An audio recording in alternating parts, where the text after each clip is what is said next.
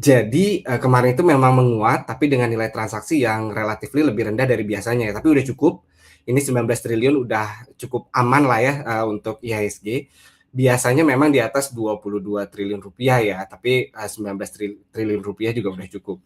Nah, cuma yang mau saya highlight, dari sini adalah kalau my friends, sering lihat-lihat data statistiknya IDX atau mungkin cek, top gainers, top value di, aplikasinya, my friends kalian ya di Maybank Trade-nya, itu pasti, my friends, kayaknya ngelihat bumi ini selalu termasuk ke dalam top value-nya IHSG dalam beberapa bulan terakhir ya.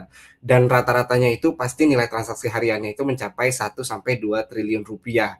Nah, yang kami maksud tangguh di sini adalah bahwa bumi ini, dengan rata-rata nilai transaksi tersebut, mau IHSG turun atau naik, nilai transaksi rata-ratanya ini menggambarkan bagaimana bumi ini menawarkan likuiditas yang cukup kuat ya di pasar. Jadi kalau toh pun buminya turun, tetap ada transaksi yang terjadi, artinya tetap diserap oleh pasar.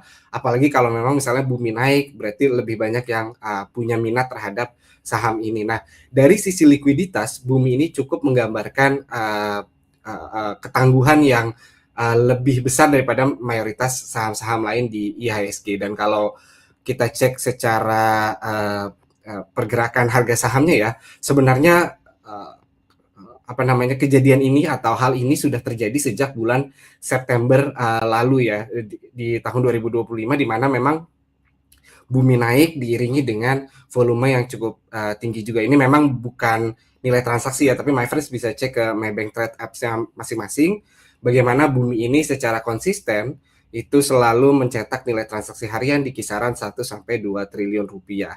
Dan kalau kita cek kan sekarang IDX ini sudah rutin ya mengeluarkan data kepemilikan di atas 1%.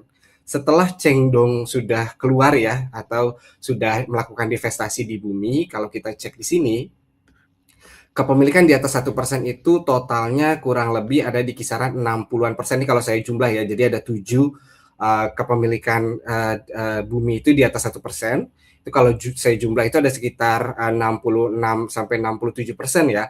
Artinya kalau kita kesampingkan data kepemilikan 1% ini, bukan kita anggap bukan free float lah ya. Artinya free floatnya bumi itu kalau kita kurangin dari 100 ya, itu mencapai 36-37%. Ini kalau kita hitung-hitungan kasar ya, kita tidak mempertimbangkan free float yang lain ataupun subkategori yang disediakan oleh KSEI. Tapi ini aja udah cukup menggambarkan bahwa apa namanya, bumi ini juga memiliki free float yang dalam tanda kutip sudah cukup tinggi ya, bahkan lebih tinggi daripada yang diharapkan oleh IDX melalui peraturan free float yang baru ya, dari dari minimum 7,5% ke 15%. Nah, ini harusnya kalau my friends ingat, overhang issue kita beberapa waktu terakhir kan ada pada MSCI ya, di mana memang MSCI ini akan mengkaji ulang di bulan Mei dan mengumumkannya di bulan Mei.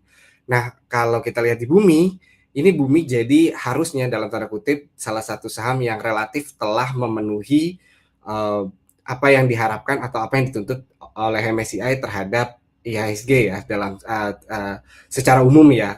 Itu juga dari sisi likuiditas sudah cukup kuat ya, sudah tangguh.